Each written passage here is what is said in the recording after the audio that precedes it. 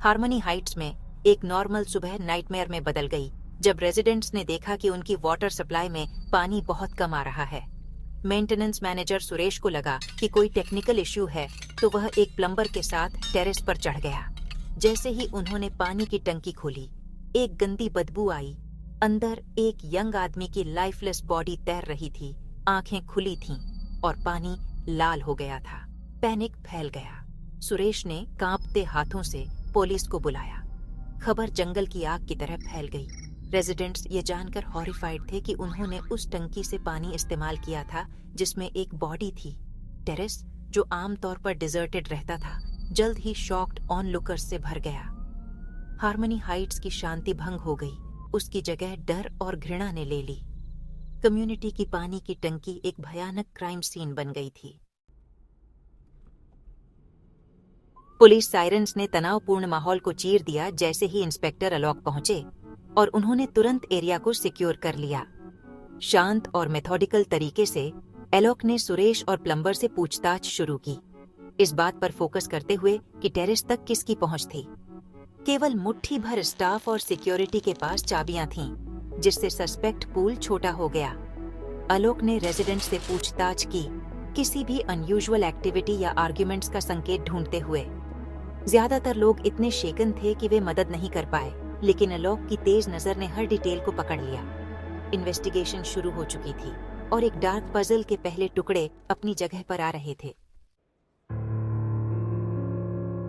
एक कांस्टेबल ने एक बैफलिंग डिटेल बताई। टंकी का ढक्कन अंदर से बंद था। सुइसाइड पॉसिबल लग रहा था, लेकिन विक्टिम के सिर पर चोट थी और संघर्ष के निशान थे। इंस्पेक्टर अलोक को एहसास हुआ कि यह एक स्टेज्ड मर्डर था, सुइसाइड नहीं। लॉक्ड रूम मिस्ट्री और गहरी हो गई। किलर ढक्कन को अंदर से कैसे बंद कर सकता था? रेजिडेंट्स अजीबोगरीब थियरीज फुसफुसा रहे थे, लेकिन आलोक ने फैंटेसीज को खारिज कर दिया। वह इस परफेक्ट क्राइम में ह्यूमन फ्लॉ ढूंढने के लिए दृढ़ था। किलर ने पुलिस को गुमराह करने की कोशिश की थी, लेकिन अलोक का रिजॉल्व और बढ़ गया। जवाब क्राइम के मैकेनिक्स में था, सुपरनैचुरल में नहीं। अलोक जानता था कि केस की की इस इम्पॉसिबल डिटेल में छिपी थी। अलोक की इन्वेस्टिगेशन उसे राजान शर्मा तक ले गई, एक रेजिडेंट जिसने मैनेजमेंट पर पानी चोरी का आरोप लगाया था। शर्मा ने बताया कि उसने रात में प्राइवेट टैंकर्स को पानी भरते देखा था। उसे वाटर माफिया ऑपरेशन का शक था। विक्टिम की पहचान समीर के रूप में हुई, जो शर्मा का भतीजा था, और वह चोरों के खिलाफ सबूत इकट्ठा कर रहा था।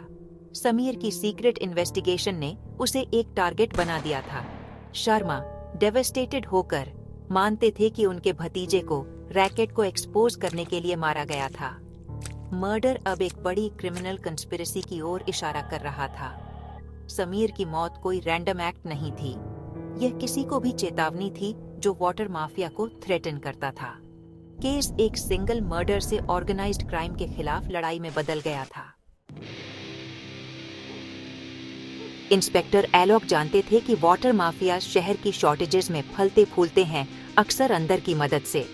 फोकस सोसाइटी के स्टाफ पर चला गया। कोई ऐसा व्यक्ति जिसके पास पहुंच और अथॉरिटी थी, वह शामिल था। सुरेश, मेंटेनेंस मैनेजर, एक प्राइम सस्पेक्ट बन गया। सिक्योरिटी गार्ड्स ने प्रेशर में आकर रात में टैंकर्स को अंदर आने देने के लिए ब्राइब लेने की बात कबूल की। ऑपरेशन सिस्टमैटिक था, लेकिन मास्टरमाइंड छिपा हुआ था। एलोक को पूरे नेटवर्क को एक्सपोज करने के लिए हार्ड एविडेंस की जरूरत थी। इन्वेस्टिगेशन अब इनसाइडर्स और बाहर के क्रिमिनल सिंडिकेट दोनों को टारगेट कर रही थी। अलोक ने जवाब के लिए बिल्डिंग के ऑटोमेटेड वाटर सिस्टम की ओर रुख किया। एक टेक्निकल एक्सपर्ट ने पंप कंट्रोलर से डिजिटल लॉग्स निकाले, जिससे अनऑथोराइज्ड लेट नाइट एक्टिविटी का पता चला। लॉग्स गार्ड्स के कन्फेशन से मेल खाते थे और वाटर थेफ्ट साबित करते थे। सबसे महत्वपूर्ण बात यह थी कि समीर के मर्डर की रात पंप को नॉर्मल थेफ्ट के बाद सिर्फ 30 सेकंड के लिए एक्टिवेट किया गया था। यह अनोमली अलग दिख रही थी, एक ब्रीफ अनएक्सप्लेन्ड सर्च। अलोक को लगा कि यह छोटी सी ब्लिप किलर की गलती थी। डिजिटल लॉग वह साइलेंट विटनेस था जिसकी उसे जरूरत थी। टेक्नोलॉजी ने क्राइम के सबसे क्रिटिकल क्लू को रिकॉर्ड कर लिया था। एलोक ने सुरेश और टेक्निकल एक्सपर्ट को पंप रूम में इकट्ठा किया। वाटर सिस्टम के मैकेनिक्स की जांच कर रहा था। उसने थ्योरी दी। किलर ने समीर की बॉडी को टंकी में रखा, ढक्कन और बोल्ट्स को एक प्रिकेरियस पोजीशन में रखा, फिर नीचे चला गया। एक बाईपास वाल्व खोलकर और पंप को 30 सेकंड के लिए चलाकर पानी के सर्ज ने बोल्ट्स को अंदर से लॉक होने के लिए मजबूर कर दिया। 30 सेकंड का एक्टिवेशन पानी चोरी के लिए नहीं था, यह टंकी को सील करने के लिए था, जिससे सुसाइड का इल्यूजन पैदा हो। इम्पॉसिबल क्राइम अब बिल्डिंग के अपने इंफ्रास्ट्रक्चर के क्लेवर यूज से समझाया गया था। डिजिटल लॉग ने उस एग्जैक्ट मोमेंट को कैप्चर किया था जब किलर ने टंकी को सील किया था। अलोक की थ्योरी हर फैक्ट पर फिट बैठती थी, जिससे लॉक्ड रूम मिस्ट्री पूरी तरह से बदल गई। किलर की इंजेन्युइटी ने एक डिजिटल फिंगरप्रिंट छोड़ दिया था। केस अब पूरी तरह से खुलने वाला था। सच्चाई टाइमिंग में छिपी थी। सभी एविडेंस सुरेश की ओर इशारा कर रहे थे। केवल वही था जिसके पास नॉलेज, एक्सेस और मोटिव था। अलोक ने उसे डिजिटल लॉग, फाइनेंशियल रिकॉर्ड्स और गार्ड टेस्टिमोनीज के साथ कन्फ्रंट किया। प्रेशर में सुरेश के डिनायल्स टूट गए। उसने आखिरकार कन्फेस कर लिया। उसने एक कॉन्फ्रंटेशन के दौरान समीर को मार डाला था, फिर सुसाइड को स्टेज करने के लिए पंप सिस्टम का इस्तेमाल किया था। सुरेश ने वाटर थेफ्ट और मर्डर दोनों को ऑर्केस्ट्रेट किया था, यह मानते हुए कि उसने परफेक्ट क्राइम किया है, लेकिन एक 30 सेकंड की डिजिटल एंट्री ने उसे एक्सपोज कर दिया। इनसाइडर का पर्दाफाश हो गया और करप्शन का जाल अनरेवल होने लगा। जस्टिस आखिरकार पहुंच में था। सुरेश के कन्फेशन से वाटर माफिया और उनके अकॉम्प्लिसेस की गिरफ्तारी हुई।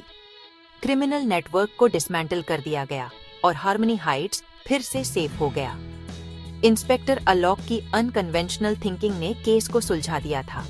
समीर को एक हीरो के रूप में याद किया गया, जिसने जस्टिस के लिए लड़ाई लड़ी। ट्रेजेडी ने सभी को याद दिलाया कि क्राइम साइलेंस और अपैथी में पनप सकता है।